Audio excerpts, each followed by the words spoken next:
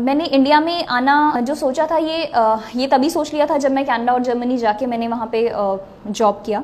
तो मुझे ये रियलाइज़ उसी टाइम हुआ था कि मैं अपने देश की तरक्की के लिए कुछ भी नहीं कर पा रही। मैं अगर काम कर रही हूँ, मैं इतने घंटे दे रही हूँ अपनी ज़िंदगी से, तो जो भी घंटे जा रहे हैं वो वहाँ की डेवलपमेंट के लिए जा रहे हैं।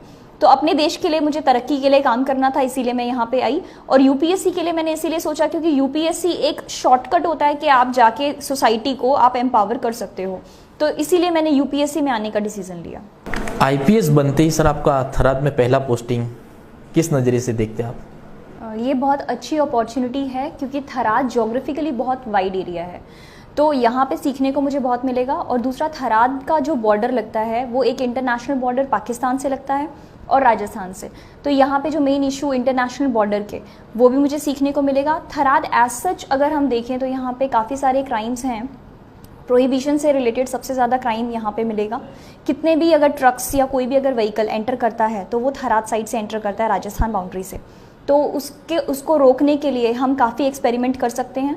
दूसरा, SC ST का यहाँ पे एट्रॉसिटीज़ के बहुत केसेस रजिस्टर होते हैं और एरिया एज सच बहुत बैकवर्ड है, तो यहाँ पे काम करने की अपॉर्चुनिटी बहुत अच्छी है। तो जितना थराद से मुझे सीखने को मिलेगा तो उससे मुझे उतनी खुशी है कि मुझे थराद में मेरी फर्स्ट पोस्टिंग हुई है। और एक यहाँ पे मैं बोलूँगी कि थराद में SDPO स्टाफ में अब तक कोई महिला ऑफिसर आई नहीं है, तो ये भी मेरे लिए एक चैलेंज है कि पहली मैं महिला ऑफिसर यहाँ पे थराद में पोस्टेड हुई हूँ। इसको मैं एक अपॉर्चुनिटी की तरह लेती हूँ। थराद में पहला पोस्टिंग होने के बाद आपने किस प्रकार से, आपका काम करने का तरीका क्या है, आपने अभी तक गुनहगारों को क्या मैसेज देना चाहती है, अभी तक कौन कौन से आपने रेड किए? थराद में जब मेरा पोस्टिंग हुआ तो मुझे जो कंप्लेंट्स आई, जितने भी इश्यूज़ रहे, तो मैंने उसमें बहुत स्विफ्ट एक्शन लिया। तो जैसे अगर कोई मुझे बोलता है कि यहाँ पे दारू चल रहा है तो उसमें मैं खुद अपने स्टाफ के साथ रेड करने के लिए जाती हूँ। दूसरा, यहाँ पे मुझे जो इन्फॉर्मेशन मिली NDPS का, नारकोटिक्स का, तो एक टेम्पल से जो यहाँ के पुजारी थे वो गांजा का पूरे थराद में सप्लाई करते थे। जैसे ही मुझे इन्फॉर्मेशन मिली, विदिन 1 आवर मैंने अपने टीम को रेडी करके और SOG को इन्फॉर्म करके उनके साथ रेड किया। और तीसरा, जो प्रोस्टिट्यूशन हाउस पे का जो लास्ट के 4-5 ईयर्स से चल रहा था, तो उसके लिए मैंने खुद अपने स्टाफ के साथ रेड किया। तो अगर मेरे पास कोई सीरियस कंप्लेंट आती है तो उसको मैं खुद पर्सनली अपने स्टाफ के साथ जाके रेड करती हूँ और डील करती हूँ। तो मेरा काम करने का तरीका है कि आप अगर मुझे कुछ भी इन्फॉर्मेशन देंगे, पहले तो मैं पब्लिक के साथ बहुत फ्रेंडली हूँ, तो पब्लिक मुझसे आके कभी भी मिल सकती है, कोई भी इन्फॉर्मेशन दे सकती है। और अगर मुझे किसी भी इन्फॉर्मेशन का एग्जैक्ट मुझे प्लान वर्कआउट करना है तो मैं अपने स्टाफ को इन्फॉर्म करती हूँ कि ऐसा इशू है, और हम सब स्टाफ मिलके प्लान करते हैं और फिर उसका एक्शन करते हैं। पिछले दिनों में आपने एक जिस्म फरोशी के धंधे का एक पर्दाफाश किया था, उसको आपने सक्सेस रेट बनाया, उसमें आपको क्या दिक्कत हुई और किस तरह उस रेट सक्सेस गई? जो ये प्रोस्टिट्यूशन हाउस जो चल रहा था जिसको रेड किया, इनका जो मॉडस ऑपरेंडी था वो बहुत कॉम्प्लिकेटेड था कि ये फ़ोन से ही इन्फॉर्म करते हैं और फ़ोन से कस्टमर को भी बुलाते हैं, और अगर कोई लड़कियां किसी को बाहर से बुलाना है तो भी इनका व्हाट्सएप कॉल से चलता है। तो CDR से और जस्ट अगर हम इन पे वॉच रखें तो उससे बहुत इम्पॉसिबल था। दूसरा, इनका एक जो मॉडस ऑपरेंडी का तरीका इनका ये था कि जो इनके लिंक हैं, 3 या 4 लोग थे जिनसे वो लिंक करके कस्टमर को इन्वॉल्व करते हैं। इनका जो पहले से एस्टैब्लिश्ड नेटवर्क है उसके अलावा ये किसी को आने नहीं देते, उससे कांटेक्ट करना बहुत मुश्किल रहा। तो उनके जो एस्टैब्लिश्ड कस्टमर में से किसी एक से कांटेक्ट करके उनको रिक्वेस्ट करके एक हमने डमी कस्टमर को भेजा। वहाँ फिर पूरा हमने 2 टीम्स रेडी की पुलिस की, और 2 उनका पूरा घर का स्ट्रक्चर देखा। उसके घर में 2 दरवाजे थे, एक पीछे और एक आगे, दोनों साइड हमने अपनी टीम को रखा, और जैसे ही हमें सिग्नल मिला अपने डमी कस्टमर से तो दोनों साइड से रेड किया और हम तभी सक्सेसफुल इसमें हो पाए। और वो सरप्राइज रेड था, इसीलिए उनको अपने फ़ोन से डेटा डिलीट करने का टाइम नहीं मिला, इसीलिए व्हाट्सएप से हमने काफ़ी एविडेंस भी इसमें रिकवर किए हैं। पुलिस और आम लोगों के बीच में एक दूरी रहती है, आम आदमी पुलिस से डरता है, पुलिस के पास जाने से, कंप्लेन करने से। तो आप ऐसे आदमियों को क्या कहना चाहेंगे, ऐसे लोगों को आपके पुलिस के पास आए, कंप्लेन करें, पुलिस और लोगों के बीच में एक मिलाव हो, दूरी खत्म हो, उसके लिए आप क्या करना चाहेंगे? उसके लिए मैं पर्सनली मैं आप बोलूँगी कि मैं अवेलेबल हूँ। अगर यहाँ पे थराद में ऐसा कोई इशू है, किसी को फील होता है कि हाँ पुलिस में बहुत गैप है, तो मेरे ऑफिस में डायरेक्टली आके मुझे कंप्लेंट देनी है, मिलना है, कोई पर्सनल इशू भी डिस्कस करना है तो उसके लिए मैं हमेशा अवेलेबल हूँ, मेरा फ़ोन नंबर अवेलेबल है। और मैं ये बोलूँगी कि हर कोई पुलिस ऑफिसर ऐसा नहीं होता, और उनकी मे बी पास्ट हिस्ट्री की वजह से या फिर आपका जो पास्ट एक्सपीरियंस है आप उसकी वजह से सबको जज ना करें कि सब ऐसे होंगे। तो अगर आपको कोई भी नया पुलिस ऑफिसर आता है, आप एक बार उनसे मिलें, एक बार उनसे बात करें, आपको इस चीज़ की अंडरस्टैंडिंग हो जाएगी कि ये ऑफिसर कैसा है। तो पुलिस से डरने की कोई ज़रूरत नहीं है, आप उनको इन्फॉर्म करें, आप उनसे फ्रेंडली होने की कोशिश करें, और ट्रस्ट थोड़ा सा मेंटेन दोनों साइड से होता है। तो अगर पब्लिक स्टार्ट करेगी ट्रस्ट करना और पब्लिक इन्फॉर्म करेगी, पब्लिक भी सपोर्ट करेगी, तो पुलिस भी उतना ही सपोर्ट करेगी। महिलाओं के लिए पुलिस डिपार्टमेंट में काफ़ी दिक्कत पड़ती है। आपको इस IPS तक के सफ़र में और ट्रेनिंग दरमियान कोई ऐसी दिक्कतों का सामना करना पड़ा? महिला होने की वजह से थोड़ा सा शुरू से ही लाइफ में थोड़ा सा इशू रहता है, क्योंकि गर्ल्स और बॉयज़ को इक्वल नहीं माना जाता सोसाइटी में। अभी तक भी कोशिश बहुत की है, सरकार ने भी बहुत कोशिश की है कि सभी स्कीम्स और सभी जो फैसिलिटीज़ हैं वो गर्ल्स को प्रोवाइड करें, लेकिन जो उनका रीच है वो अभी तक भी सभी गर्ल्स तक नहीं पहुंचता है। तो उसमें मुझे दिक्कत इतनी नहीं हुई क्योंकि मेरी फैमिली ने बहुत सपोर्ट किया। सोसाइटी ने तो की साइड से बहुत इशू रहे, बट फैमिली के सपोर्ट की वजह से मुझे शायद IPS तक का जो सफ़र था उसमें इतनी प्रॉब्लम्स नहीं रही। दूसरा, मेरा डेडिकेशन भी बहुत अच्छा था, हर चीज़ को मैंने पॉजिटिव लिया। कुछ भी अगर मेरे पास कोई भी इशू आता था तो मैं उसको हमेशा सॉल्यूशन ढूंढती थी कोई भी प्रॉब्लम का। अगर आप कोई प्रॉब्लम लेके बैठ जाएंगे और सिर्फ रोते रहेंगे तो उसमें उसका कोई सॉल्यूशन नहीं है, उसमें आप कुछ नहीं कर सकते। तो अगर आप उसका सॉल्यूशन देखेंगे कि हर किसी प्रॉब्लम का कोई ना कोई सॉल्यूशन होता ही होता है, तो आप अगर सॉल्यूशन सोच के पॉजिटिवली किसी चीज़ के लिए एक्शन लेते हैं तो आप कुछ भी अचीव कर सकते हैं। दूसरा, ट्रेनिंग के टाइम पे मैं बोलूँगी कि हाँ थोड़ा सा इश्यूज़ रहे, बट आजकल IPS में बहुत सारी लड़कियां आती हैं, तो उसके अकॉर्डिंग जो ट्रेनिंग है वो ट्रेनिंग को एट पार विमेन के लिए सेफ करने के लिए काफ़ी प्रोटोकॉल्स जो हैं हमारे एकेडमी ने, NPA ने इस्टेब्लिश किया है। दूसरा, लड़कियों के अकॉर्डिंग बहुत सारे इंफ्रास्ट्रक्चर प्रिपेयर किए हैं, उनको बहुत सपोर्ट करते हैं, और लेडीज़ स्टाफ को भी रिक्रूट किया है। तो अगर आपको कोई भी इशू है तो वहाँ पे आप डिस्कस कर सकते हो। पोस्टिंग के टाइम पे आके मैं बोलूँगी कि अगर आप यहाँ पे पोस्टिंग में आते हैं, किसी भी चार्ज को संभालते हैं, तो तब आपको कोई दिक्कत नहीं होती, क्योंकि पुलिस जो है वो अपने ऑफिसर्स को और अपने जो सीनियर्स हैं उनको रिस्पेक्ट पूरा स्टाफ देता है। तो एज एन ऑफिसर मैं बोलूँगी ऑफिसर इज़ ऑफिसर, तो मेल और फीमेल का इसमें मुझे कुछ डिफरेंस IPS में सर्विस में कुछ नहीं लगा। आपका ASP के तरीके जो आपका कार्यकाल रहा है वो डॉक्टर लीना पाटिल के साथ रहा। आपको पंचमहाल में SP लीना पाटिल से क्या सीखने को मिला? उनका काम करने का तरीका कैसा है? जो SP ma'am doctor Leena Patil ma'am हैं, गोधरा में अभी SP की पोस्ट पे हैं, उन्होंने उनसे मुझे सबसे पहले तो यही सीखने को मिला कि एज अ लेडी ऑफिसर आप कितना स्ट्रॉन्ग कैसे हैंडल कर सकते हैं स्ट्रांगली सभी स्टाफ को। तो उनसे ये चीज़ मुझे अभी थराद में बहुत काम आ रही है। मैम बहुत स्ट्रॉन्ग है, मैम बहुत फर्म है, और साथ साथ मैम फ्लेक्सिबल भी हैं। अगर उन्हें लगता है कि हाँ ये सीख रहे हैं और ये एक्सपेरिमेंट कर रहे हैं तो मैम बहुत इजीली माफ़ कर देते हैं। तो मुझे ऐसा लगता है कि मैम जो हैं, मैम से जो मैंने ट्रेनिंग ली है तो उसमें मेरे को इक्वालिटी दिखी।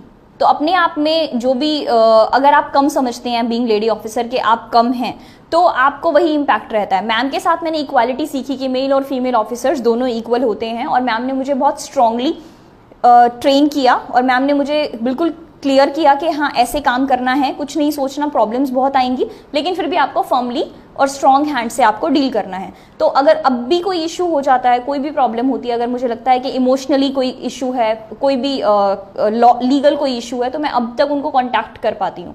तो मैम ने मुझे बहुत सपोर्ट किया और मैम अब तक मुझे सपोर्ट कर रही हैं।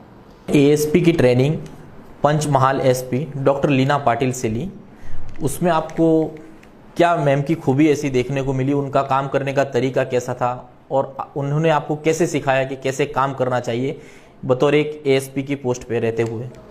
मेरी जो training as an ASP district practical training हुई वो गोधरा में हुई SP लीना पाटिल मैम के अंडर। मैम खुद बहुत स्ट्रॉन्ग लेडी हैं, तो कैसे फर्मली आपको एक्ट करना है और बीइंग लेडी ऑफिसर अपने आप को आपको कैसे प्रेजेंट करना है, तो वो मैम से मुझे सीखने को मिला। दूसरा, मैम पब्लिक के लिए बहुत एक्सेसिबल थी, तो उस चीज़ को मैंने खुद में अपनाया है अपने काम में।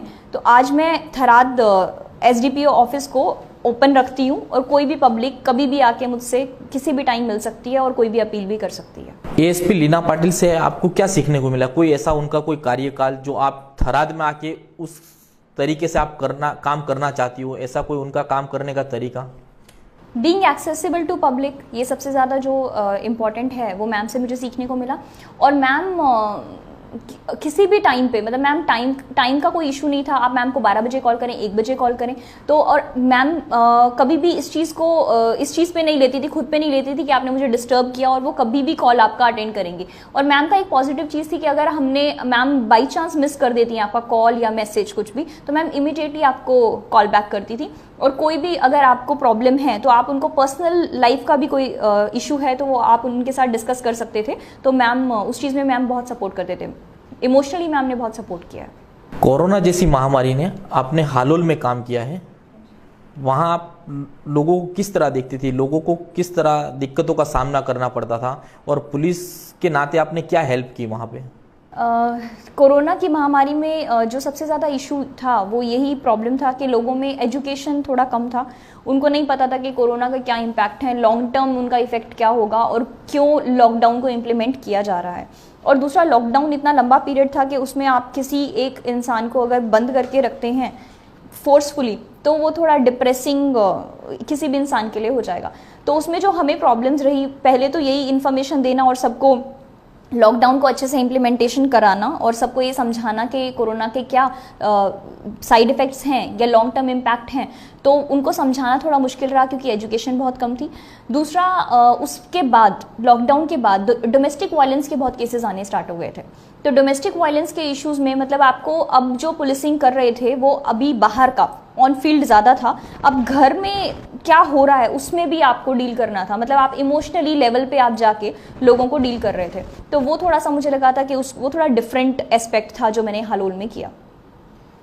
आईपीएस बनने के बाद आपको लगता है कि थराद पोस्टिंग एक क्रिटिकल एरिया है, तो आप इस एरिया के लिए, इस यहाँ के लोगों के लिए आप ऐसा क्या करना चाहेंगी? थराद एज सच बहुत क्रिटिकल पोस्टिंग है, ट्रू, बट मुझे ऐसा लगता है कि ये मेरे लिए एक अच्छी अपॉर्चुनिटी भी है, बोथ सीखने में भी और करने के लिए भी। तो मैं इस चीज़ के लिए जितना भी प्रोहिबिशन का केसेस हैं मैं उनके साथ स्ट्रांगली डील करना चाहूँगी। और यहाँ पे SC ST और एट्रॉसिटीज़ के काफ़ी केसेस होते हैं, उसमें मैं फेयर एंगल से जस्टिस की तरफ डील करना चाहूँगी। और बाकी जितने भी इश्यूज़ या कोई भी लोकल प्रॉब्लम्स हैं, किसी की पर्सनल इशू भी है, उसको भी मैं बहुत माइन्यूटली खुद मैं एक्सेस करना चाहूँगी। 25 सितंबर से आपका यहाँ पे पोस्टिंग हुआ है, उसके बाद कोई ऐसी कामगिरी आपने की हो कि लोगों की भलाई हो उसमें? हाँ, मल्टीपल रेड्स किया है मैंने अपने ऑफिस स्टाफ के साथ, बहुत रेड्स किया है, बहुत दारू का जब्त हुआ है। अब तक का जो मेरा टेन्योर यहाँ पे रहा है उतने में अब 1.5 करोड़ से ज़्यादा का दारू हमने जब्त किया है। और दूसरा, NDPS का एक रेड किया है जिसमें हमें गांजा मिला था। और तीसरा, प्रोस्टिट्यूशन हाउसिंग में रेड किया। तो प्रोस्टिट्यूशन हाउस काफ़ी सालों से चल रहा था, तो उसको हमने उसका पर्दाफाश किया, वो बहुत अच्छी अचीवमेंट थी।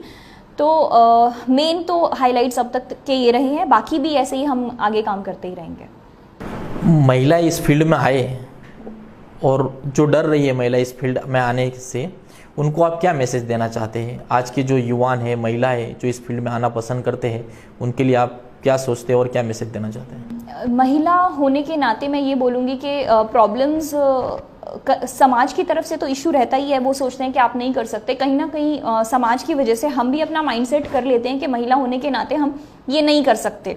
तो अपने आप को आप स्ट्रांग बनाएं और अपने आप में बिलीव करें। आपका कोई ऐसा सपना है जो इस फील्ड में आने के बाद आप पूरा कर सके, या ऐसा फील्ड में आने के लिए आपने सोचा हो कि मुझे ये करना है आगे देश के लिए, कि लोगों के लिए? सबसे बड़ा तो यही है कि अगर आप किसी एक की लाइफ को भी चेंज कर सकते हैं या उसमें पॉजिटिव इम्पैक्ट ला सकते हैं तो वो बहुत बड़ी अचीवमेंट होती है। तो मुझे लगता है कि हाँ, मैंने काफ़ी सारे केसेस में खुद हैंडल करके और जस्टिस प्रोवाइड की है, कोशिश की है कि जस्टिस हो। तो उस चीज़ में मैं सेटिस्फाइड हूँ। और ऐसे ही मैं सोचूंगी कि बहुत सारे लोगों के फेस पे अगर मैं स्माइल प्रोवाइड कर सकूँ, मेरी वजह से जस्टिस हो सके, तो उसी में मैं अपनी अचीवमेंट को समझूंगी। गुजरात में थराद एक गैम्बलिंग का हब माना जाता है, यहाँ आपके लिए कितनी बड़ी चुनौती होगी? मेरे सामने कोई भी ऐसा अगर एविडेंस आता है या कोई भी ऐसा कल्प्रिट आएगा जो गैम्बलिंग हाउस चला रहा है, उस पर सख्त से सख्त कार्रवाई होगी। और मैं खुद अब इस चीज़ को डील करना चाहूँगी। मैं खुद पर्सनली इस चीज़ को देखूंगी कि गैम्बलिंग का जितना मैक्सिमम रेट्स हम कर सकें हम करें, और जितना हम प्लान्ड रेड करेंगे उतना ज़्यादा सक्सेसफुल होगा। तो गैम्बलर्स को मैं यही बोलूँगी कि आप अगर आप पकड़े जाते हैं तो बहुत स्ट्रिक्ट एक्शन होगा, और जो अगर मुझे कोई भी इन्फॉर्मेशन मिलेगी तो मैं रेड्स पक्का करूँगी, मैं खुद पर्सनली जाके रेड करूँगी। जो युवा आईपीएस बनना चाहते हैं और अभी जो उसके लिए स्टडी कर रहे हैं, उनको आप क्या मैसेज देना चाहेंगे?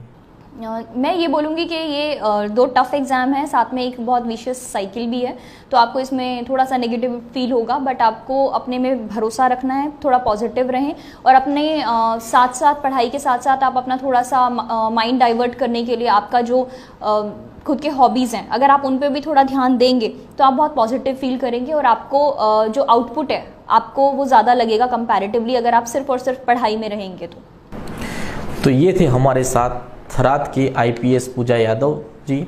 आगे भी हम आपको ऐसे ही किसी ना किसी शख्सियत से मिलवाएंगे। अभी दीजिए मुझे इजाज़त। नमस्कार।